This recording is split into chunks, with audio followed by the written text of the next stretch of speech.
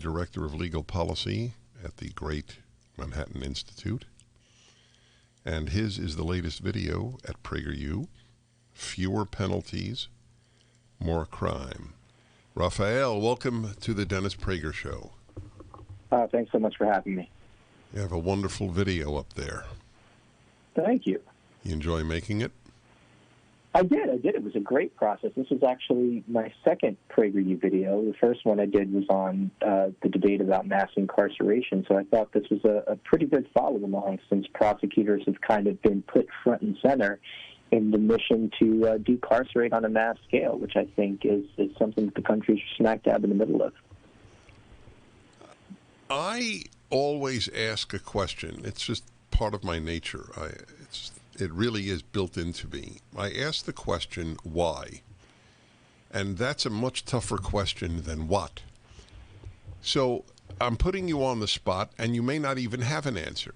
But if you have one, I'm very curious. Why would anyone think that a general release of criminals is good for society?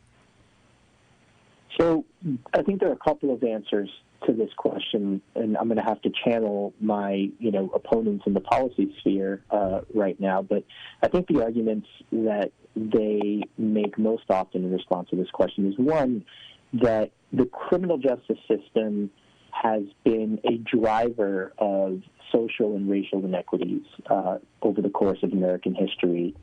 And to their mind, the racial disparities in the criminal justice system, the growth of the incarcerated population, the growth of the percentage of the population that's been involved with the criminal justice system, that all of that reflects some kind of inherent injustice because the system itself was sort of developed and built and operated in order to oppress the less powerful and to protect the more powerful.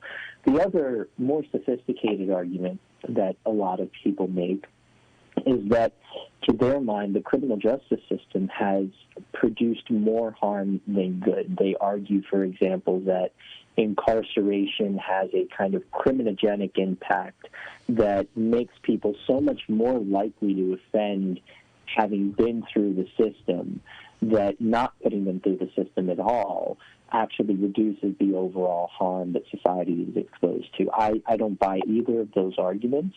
I don't think the data support either of those arguments, but that is, I think, the sort of main motivations for the people pursuing this project. I've always respected you, and you've actually increased my respect, and I wanted to explain to my listeners why. It is a good sign when a person who differs with arguments can actually well articulate the arguments with which they disagree. I would be very surprised if any leftist could articulate as well our arguments on any given subject.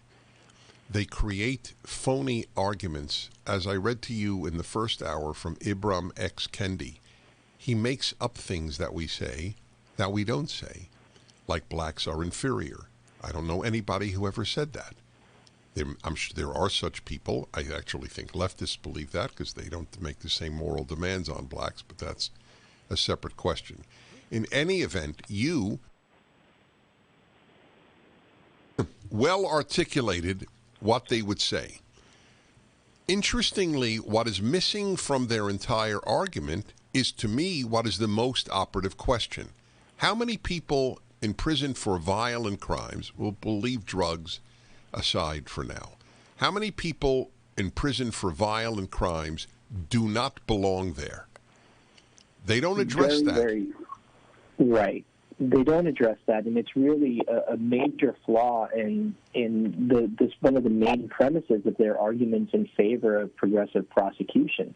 Right? The advent of progressive prosecution really has sort of two root causes. One is the belief that prosecutors were not doing enough to hold police officers accountable. We saw this when Robert McCullough declined to prosecute Darren Wilson after the shooting of Michael Brown.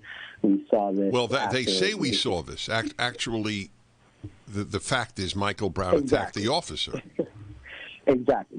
There's good reason for why that case was not prosecuted, and I think the same can be said about the decision not to criminally prosecute Daniel Pantaleo in the death of Eric Garner in New York. But those two incidents really created a national movement to start targeting these offices as ways to really impose more scrutiny and the potential for more penalties on police departments. But the second prong of the progressive prosecutor movement is really this idea, and you can thank people like John Pfaff, a law professor at Fordham University, for really popularizing this claim, but the idea that prosecutors were really at the center of the mass incarceration problem, such that if you agreed with the premise that the United States over-incarcerates on some large scale, that it's really an operation of the decisions prosecutors have been making over the last 20 to 30 years.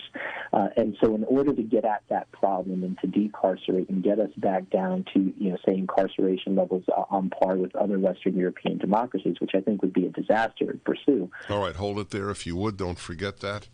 Rafael Mangual, Legal Policy, Manhattan Institute.